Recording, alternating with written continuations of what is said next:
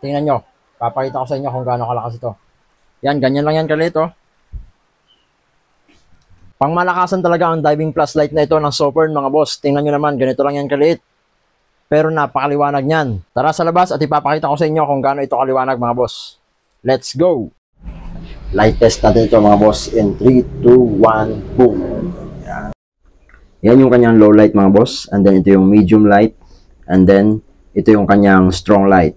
Napakaliwanag, mga boss. Maliwanag dito sa lupa. Siguradong sa underwater ay talagang napakaliwanag niyan.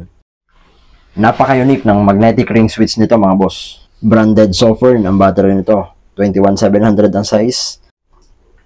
Ito nga pala ang SD05, a diving flashlight by Sofern.